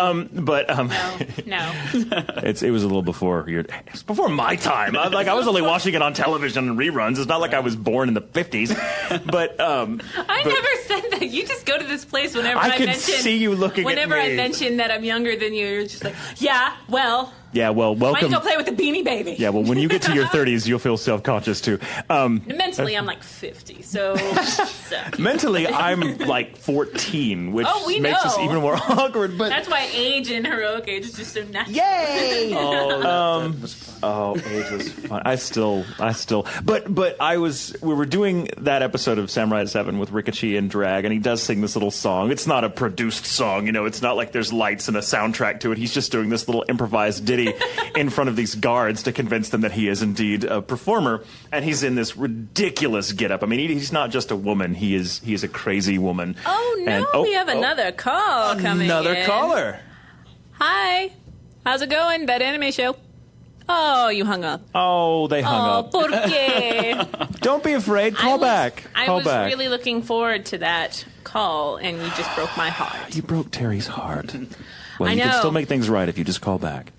La la la la. But yes, in Samurai 7 during that scene, I got so into doing that little ditty because I have to sing. Oh, really? And Bevins kept laughing, and I'm like, why? Like, let's just do another take. And we did another take. Let's do another one. And he's laughing. I'm like, okay, you're laughing, so it's clearly working. You like the take because you're laughing, but because Bevins does not laugh, unless he, unless you're supposed to make him laugh. Accomplished when I make him laugh. and so I thought, well, I must be doing it right because he's laughing and it's supposed to make him laugh. And we ended up doing like 3 takes till he finally said, okay, I'm going to tell you now what you're doing wrong. Like, what? You can't actually clap along with the character. And I thought, have I been doing that? He's like, yeah, let's play it back. And so I'm like, yeah, la la la la la la la, and yeah, that was. Oh, we got this call. Cool. Oh no. Oh, hi. Thanks for calling again. Hi, caller. You're on the air. Hey guys, this is Tia. Tia. Is this Tia Ballard? Yes. Woo! How's it going, sweetie? Good. Just listening to you guys. You guys are great. Oh, thank you. Those of you who don't know, Tia Ballard is awesome. Yes, you'll be hearing a lot of Tia Ballard in future. Mm-hmm. Oh, so what you doing? Happy. Well, I'm just listening to you guys, my best friend. And first of all, I want to say that the Apple Dumpling Game is an awesome movie. Awesome. Thank you. You made me feel less old. Thanks, just Tia. throwing that out there, so. So, do you have any questions for Joel? Come on, this is your chance to have Joel on the spot. Yeah. Oh my gosh, yes. Well, I actually wanted to make a comment that I'm so happy that you guys are talking about, like, being nervous in the booth, even though you're so experienced, being nervous to audition and stuff. Because as a new voice actor, I go through that on a daily basis. And it gets so bad that it's like, oh, if I wear my hair up today, will I do the role better? I don't know. Maybe I should put it down. Yeah, and I'll tell you right now, that never goes away. Yeah. Never goes away. If it does, then you're in the wrong business. It's true. You have to learn to thrive on that kind of doubt. I think the best piece of advice I've ever been given by anyone, and I can't remember who gave it to me, but they said that the advice. Somebody told me, I thought my biggest problem was not being able to find the confidence to act or to give a character the life they needed, and a director, probably Bevins. Now that I think about it, I can't believe I can't remember, but it was just this formative piece of advice. Like, don't try to be confident. Don't try not to have that doubt. Just learn to use that doubt for the character.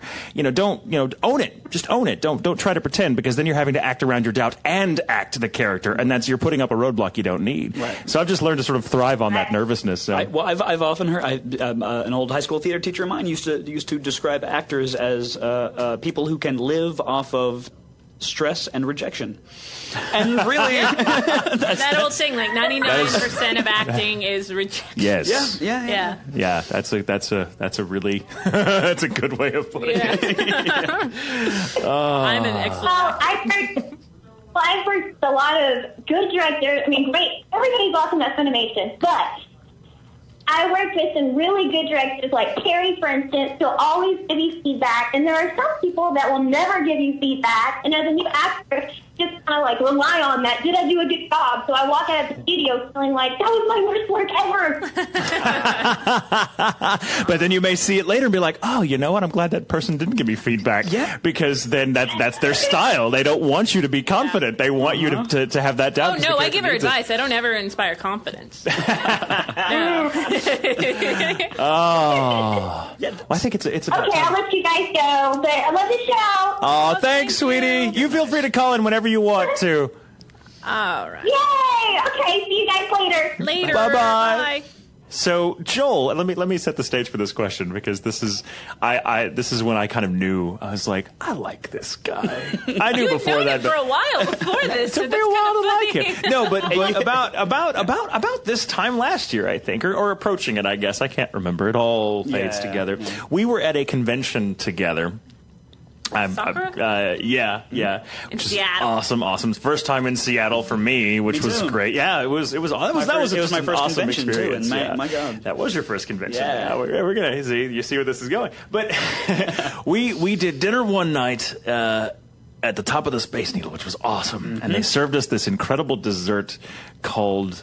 I think it's called the Moon Landing or something. And it's this awesome dollop of ice cream in this bowl, but they serve it on dry ice. But let's be perfectly honest, that was the only thing that made that thing like $35. Well, yeah. Chocolate ice cream and but every bit worth it because we're filling this side of the restaurant with fog, and we're like eating our ice cream all mysteriously. But it's the only way to eat ice cream. But it had been a great couple of days, and they were taking us out, to treat us, and we're sitting there, and we were just talking about acting in general, because I think that was probably one of the first times that trip in general was one of the first times you and I had a chance to kind of sit down and really kind of get to know each other apart from just being at the studio and seeing each other on a day-to-day basis. And you coming from a stage background told me this wonderful story that night over the moon landing, over ice cream and dry ice, revolving over Seattle. And I would love for you to tell that story again about the moment in your life when you knew you're like, I'm an actor. Well, and actually, when you told me that you wanted to tell the story, I don't think that's the point when I realized I was an actor. I think I was pretty sure by the time we moved to Houston when I was 7 that if I didn't get out of Lufkin, my life was not going to end up right. So I think I knew I was an actor from pretty early on. But the story you're talking about, my a really close friend of mine named Brendan in high school. We did shows together for several years, and I think I was a year ahead of him. And he, after I'd graduated, I'd gone off to study theater, and I came back or called back or whatever to catch up with Brendan and see how he was doing. And he tells me he's going to wherever he was going to study math, like to study some kind of advanced math, like, one of those things that I don't even know what you call the major. But 8 people on the planet can deal with these equations. He was one of those guys. And I told him, I was like, dude, what are you doing? He's like, what do you mean? I was like, we've been doing theater this whole time. You love it. You're good at it, man. How can you do anything else? And he says, you've done math, right? I was like, yeah. And he goes, how can you do anything else knowing that math is out there? And what blew me away was that, I guess, and I'm sure I probably halfway knew up to then that everybody's passion is different, and it seems like the most common sense thing in the world. But it took up to then, I really probably sincerely thought up to that point that the people that didn't act and didn't understand acting were either not good at it or hadn't experienced it yet. Because I love this job so much, I cannot fathom how anybody would want to spend their life doing anything but being other people. It's great, but so yeah. That's I guess kind of when I was like, all right, well, I guess we can put this all in perspective. But yeah. I just love that story. Yeah. I love that story. So how did you know you were going to be an actor? When did it like solidify for you that this is what I have to do with my life or I'm not going to be happy? I've never done anything but acting. I think I probably did my first play when I was maybe 7, and I think it's been pretty back to back since then. I've really only slowed down in the past couple of years now that I've been foraying into the voice acting world, and so this is as close as it gets to a 9-to-5er for you. Absolutely. Good. Yep. What is the draw? I know that's a tricky question, but if you can encapsulate it, what is it about acting and about drama that really just makes it so much a part of you that you need it like air? What is it something is it so much a part of you that you can't describe it? Or is it something you've thought about? Probably, but I'll attempt it. I've thought about little else in my life, really. Yeah. It's just one of those things, everyone's made for something. Everybody's meant for something. I honestly believe that because I've heard Jimi Hendrix. and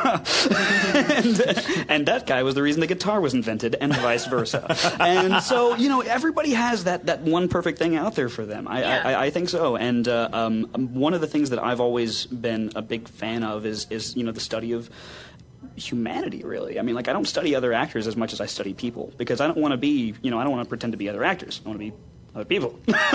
So I think when I was in high school, I took a lot of psychology classes, and theater.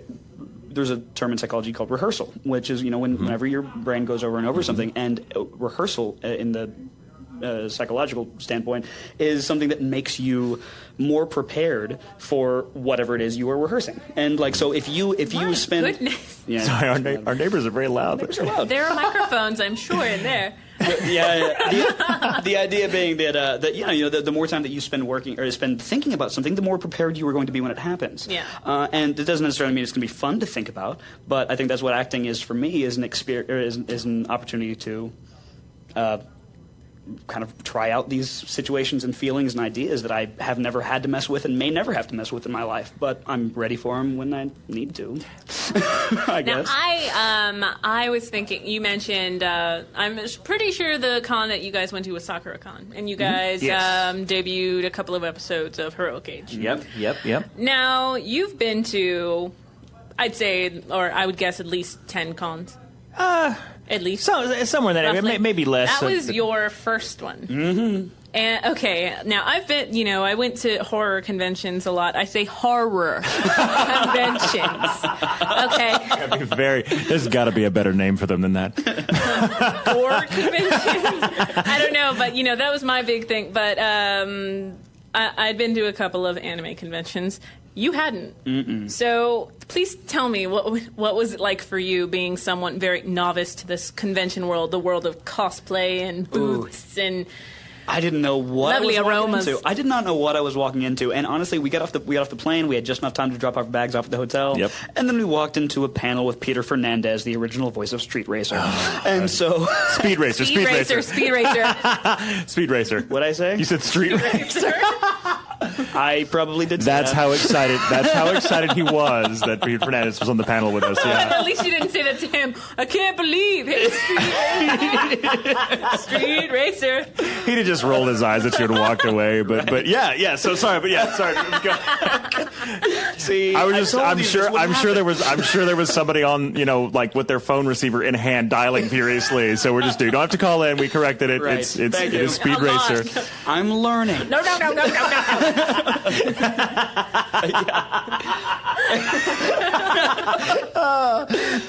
I love it. Sorry. So So first thing we do, we get off the ground, we drop off our luggage, and we end up on a panel, and I'm sitting there on the panel, like assessing the situation for the first time. I keep wanting to look at him, Mr. Fernandez, and we're in front of 150 people, all in costume, that are screaming questions at us. It was a little terrifying.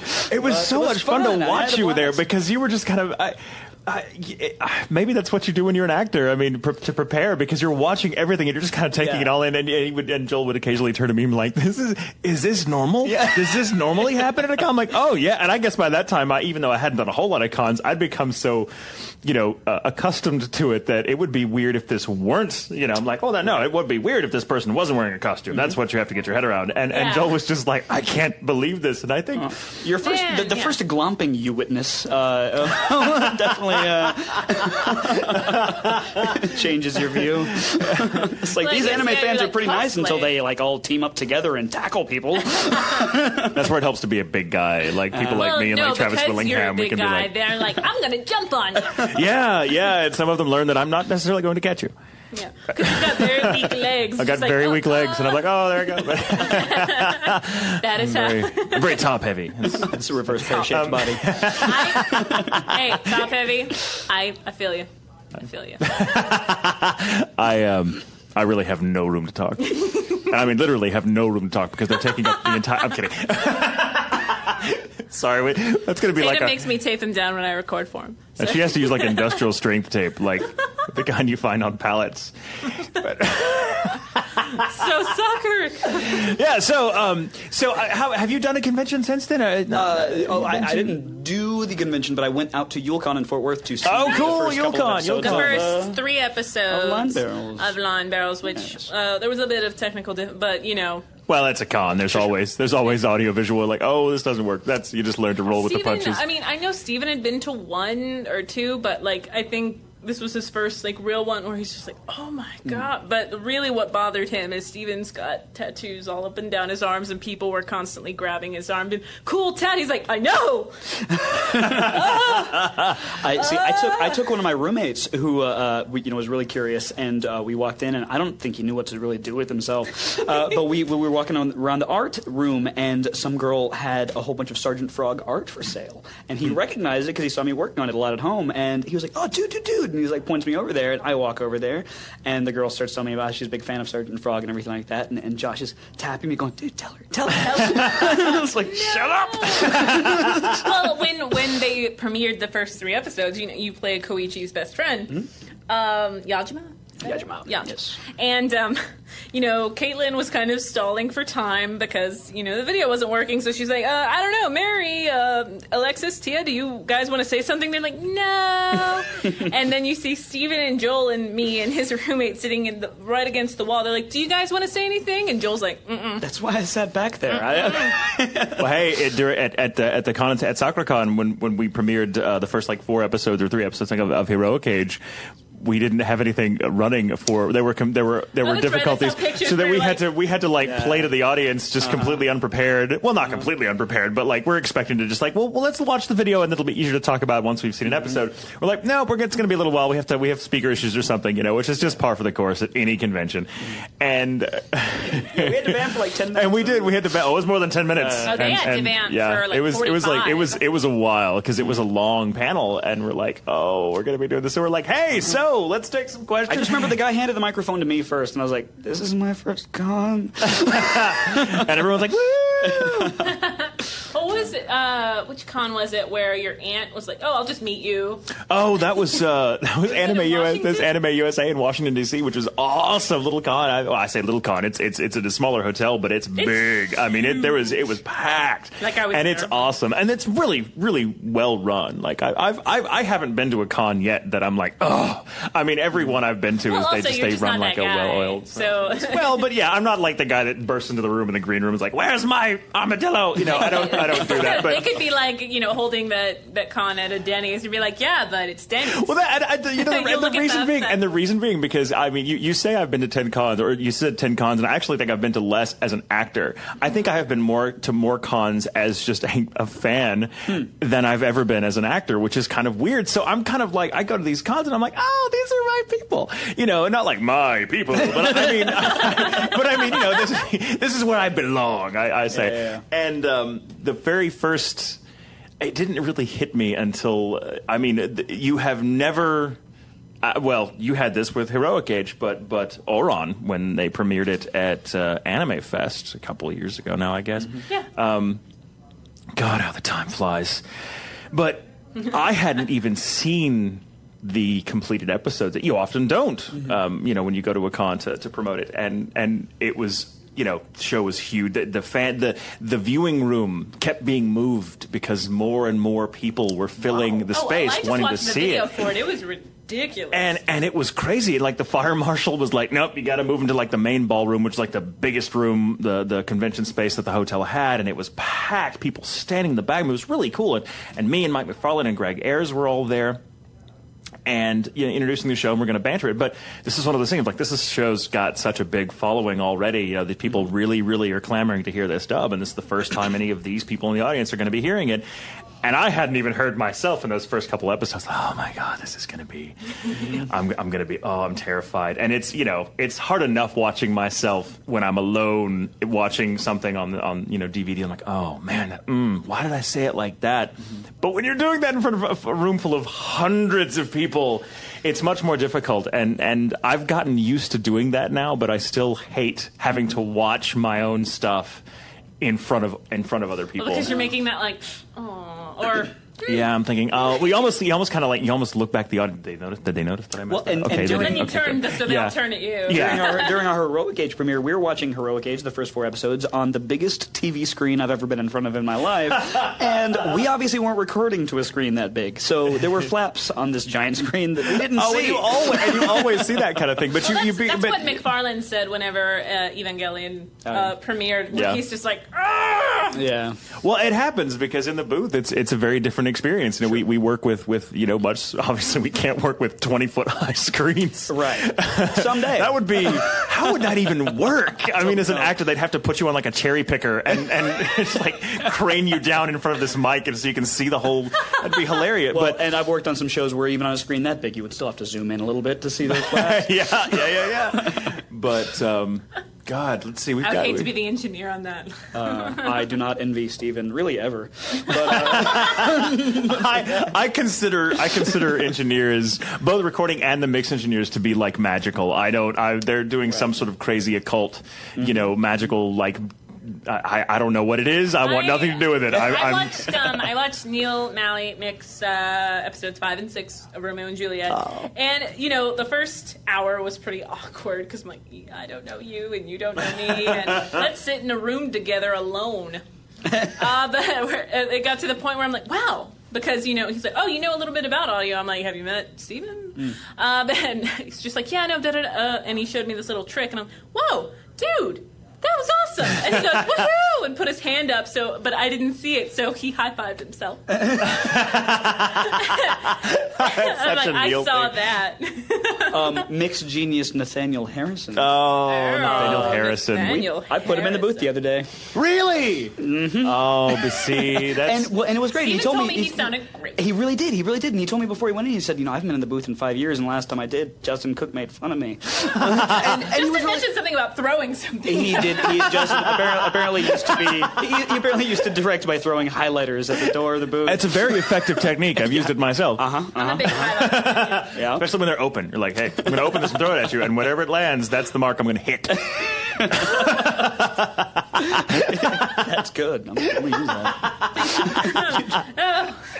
Well, that's funny. I've told this before, but I love that you bring up Nathaniel Harrison because I mean, I don't know anyone up there that doesn't look up to him. I mean, he's really, really, really amazing at what he does. Well, and he's very tall. Yes. Well, he's very tall. I don't look up to him. No. There was this. Okay, Nathaniel's gonna kill me, but we were having video issues recording something, and he just kind of put his arms up, and he was like, "That's right." Guy with all the answers. And I looked at him and I went, well, the guy with all the answers, your fly's down. He's like, it's these pants. I have that problem. I'm wearing those pants, not his pants. I'm wearing, I don't.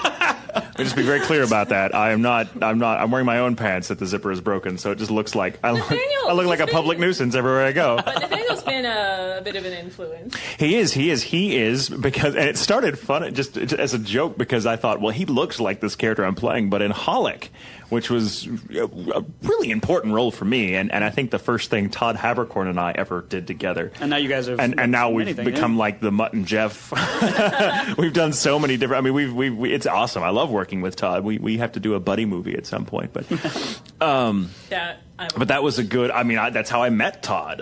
Was working on that show, and that was new territory for me because the character was really kind of tall and flat and very just kind of unemotional, and I thought, okay, well, I'd been accustomed to playing sort of the icy villains, but the ones who speak very elegantly, that right. Comes. I mean, my normal voice, in other words, and. Sure. Yeah. My normal, how I know, no acting involved there. No, we're with you. We're with you. But so Domeki was really, Domeki was the first role I ever actually kind of looked for outside inspiration, like actually looking at people and seeing, be like, how do people deal with life when they can only talk like this, and I just started, I started gravitating towards Nathaniel because he looks like the real life version of that character. He's very tall and very slender, and he's taller than me, which is I'm not a small guy, but he's tall, and it's funny because I've always liked him. He's always such a good stand up guy,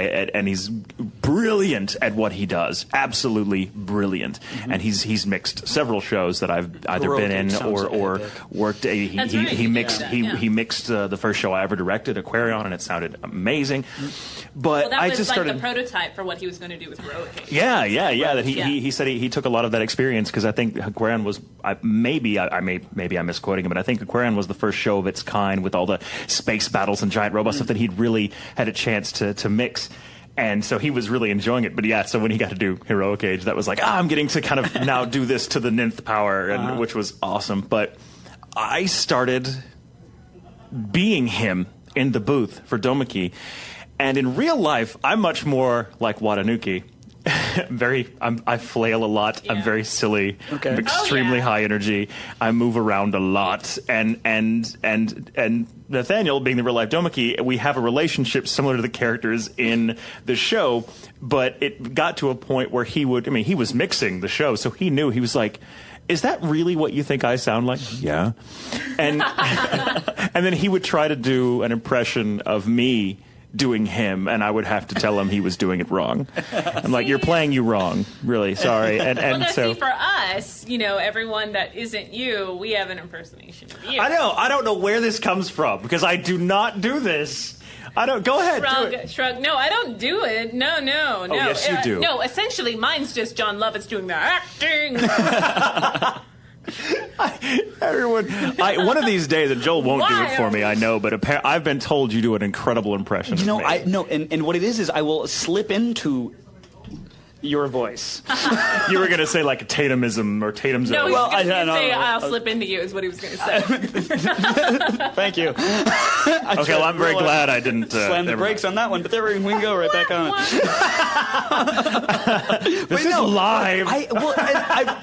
I'm not one of those people that can do a lot of voices, but if I start talking to somebody, I start talking like them, and I've done that with you a lot. It's so funny because I don't often hear myself when I'm talking. I mean, I hear what I'm saying, you really believe it or not, but I don't watch myself. I'm not aware of how animated I really am. It's not even the animation really that I think that makes your voice distinctive or your speech patterns distinctive, and you just did it, but I think what it is there will be times when you slow down and talk about, but then once you find your thread, it's right back to yeah, no, like if you that was really good.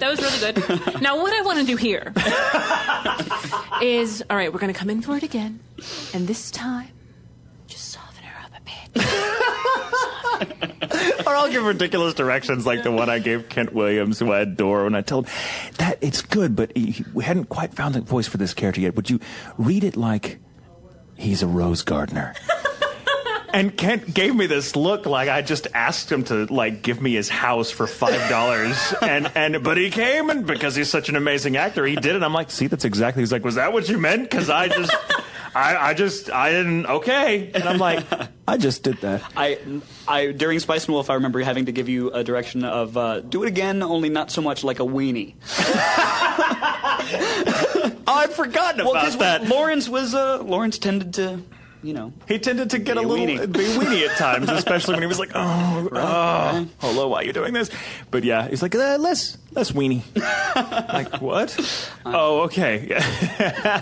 Oh, that was such a fun show to record. But. It's doing what you just won an award. You and Brina just won an award for that show. I didn't even know until the Dubbies or whatever won, which is really I'm so proud of Brina because I love Brina to death, but I really think she does a phenomenal job in that show. And I was so lucky to get to work off of her most of the time. But I didn't even know I was nominated or anything until she came to me. She's like, hey, congratulations. I'm like, for what? She's like, you just did this. And yeah, she and I are going to do a con together soon. I probably can't talk about it, what the con is, but we are going to be at a con together for the first time. And I'm like, oh, that's going to be... That's going to be crazy. Cool. I can't believe you guys have never done a con together before. We just haven't. It just hasn't worked out. I don't do a lot of cons. You guys talk about each other a lot, at different cons. I know. What I can guess, just because I saw that one video where she's talking about how she broke into your house. Yeah. Oh yeah. I still have to get her and Gino back for that. You're never gonna. I am. I'm gonna call like a prank show or something and set them. Revenge is best served cold. I'm just waiting. That is a really nice quote. And gazpacho. And gazpacho is also pretty good. Good call. Gazpacho for all. Well, because if it's warm, it's not gazpacho. Right. So, Joel, let me ask you, because we're we're getting towards the end of the show. We got about 8 minutes or so, and so we got to open up a little bit. A little late. Yeah. Yes. And this is kind of an actor question, but it applies equally well to your directing and your writing and just every aspect of the business. But if you weren't doing this right now, I'm not going to ask the question, what would you be doing if you weren't doing this right now? Because you'd probably say working at a gas station or something I hated. But if you weren't, for some reason, able to do this anymore, acting at all, how would you fill that gap? I have... The job that I was doing before I started my current job was I was the master carpenter at the Dallas Children's Theater, and I built sets, and I miss that. Not to say that this isn't awesome, because and it is. It's awesome in so many more ways. But we do a lot of very sedentary, stationary work, and it's great. It's creative and it's fun, but I miss building stuff. So that's what I'd do. I mean, if I couldn't act in any capacity, stage or otherwise, then I would have to be a scenic carpenter like I was, because I have to be involved. I think acting or entertaining theater is too important to not do. I think we kind of touched on that before. Yeah. So that's just So in one way or another, you would be there doing something for the theater. If I was mangled in a car accident, I mean, I might be working box office or something. I mean, I just whatever my limited capacities would allow me to do. Sure. Find a way. Right. That's definitely. What would you be doing? I'd probably, again, there's two answers to the question. The obvious one, I'd probably still be working at the 9-to-5 job I had, which was, I mean, I'd made kind of a career in marketing and really on the sort of the account service side at that point. And I was very lucky. I mean, I worked with some really good people. I kind of learned over the course of several years that I was not cut out for it. This was not the job. I had always believed that because I'd always kind of, I come from a kind of an artistic background, an artistic family. So I had gotten this idea into my head when I was very young, because of some reversals of fortune, if you like, that I never wanted to do what I loved for a living, because I thought I would have to sacrifice the freedom that I loved about about it in order to make it. So I always thought, well, no, what I love is always going to be my avocation, because then I have the freedom to do whatever I want with it and not have to answer to anybody or to a deadline or whatever. Which is, now that I look back at it, as noble as that may sound, it's very immature. And I think the next level was me learning that, well, no, you have to learn to resolve those two worlds, the world of what you want to do versus the world of what you need to do. Yeah. And it's people that really find that balance are the ones that have it figured out. I'm not saying I've figured it out yet, but at least that's my goal. But there was a lot of things I avoided, the things I loved for a long time, because I didn't want to sacrifice the freedom of just doing it in my free time and not having to earn a living at it. But then now that I'm doing it, I can't imagine what took me so long to get here. I would probably be the path. I would have been one of two things, more than likely. I was very, very seriously considered being an architect and studied it. I mean, I'm still very much a kind of a student of architecture. Not like I could not build a building, but I love. Yeah, we have to get together and build a little building. But but I love architecture. I love the art of it. I love everything about it. And if I were ever capable of getting over my shyness, I would be a recital pianist. He's really good. Yeah, but really I just, unfortunately, a shyness I just do not have on stage or in front of fans at a convention or even in front of a mic. And I can get pretty shy in front of a mic. I cannot play the piano in front of people not 1/10 as good as I can when I'm not worried about people watching me. And that's something, like, if I could get over that, if they made a pill for that kind of stage fright, I would probably have been. They did just come out with a vodka pill, right? We talking about that? You can only play certain things. You can play Russian piano music. You can play Rachmaninoff and like Prokofiev or something on vodka, but not so much the Germans. Not so much Mozart or Beethoven. That's something else. You probably have to go for, I don't know, lager. Well, I have to, if I may, I got to tell my favorite you story. When I was auditioning for Romeo and Juliet, you came out, and I was sitting in the lobby going over the sides and already going, wow, there's all these neat Shakespearean quotes that I know that are in here, and I was having a great time reading through stuff. And you came out and said, who are you going to be reading for? And I said, honestly, I don't really know. I don't look like any of these guys. and Mr. Tatum gives me this quizzical, are you a bug look, and says, you don't really understand what we do here, do you? I thought that was the best. I was like, oh yeah. Which you threw back in my face when I learned I'd been cast as Age. I was are you serious? Me? He was like, remember, don't you know what we do here? I'm like, touche, McDonald, touche. Yeah. I have not seen. Not a lot of characters and actors have looked so disparate as you and Age. I wish I looked like. I never looked like that ever in my life. I never had hair that. I never looked like my characters, except, I mean, many of them wear glasses. asses, but I wish I had their hair. Wish I had their waistline, but no, never. Yeah, me too. You wish I did, or you? No. Yeah. I wish you were thinner. That would really help us being friends.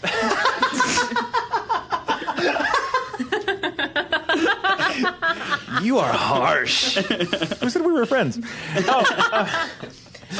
Hi, I'm Terri. Yeah, you're going to need to lose about 10 pounds before about 10 more pounds, and then we'll go do dinner sometime. Celebrity boot camp. Yeah. Oh, no. Well, I guess it's time to begin wrapping it up, I suppose. Guess so. Right? All right. If you have any feedback or you want us to talk about anything in the next show, remember thatanimeshow@gmail.com. Also, if you go onto the links on our Fishbowl page, you'll be able to find Tatum's fan page and all that loveliness. And my wonderful fangirls. Yes. I love them. Shadow followers. I have to give them a shout out. They're all awesome. They're insanely organized. They are. It's wonderful. I'm so lucky to have them. You have no idea. No, you are. We know. Okay, and next week we will have a special host because Tatum is going to be at a convention. That's true. I will be at OhioCon. OhioCon 2010. So Is that Josh Greeley will be subbing for Mr. Tatum, and our guest will be Stephen Hoff. The awesome Stephen Hoff. All right. Well, you guys have a good day, and I'm sure there will be a replay. Look for the Facebook and all that loveliness to get the time. Again, I'm J. Michael Tatum. Terri Doty. My name's Joel. Woo! See you next time. Have a good day.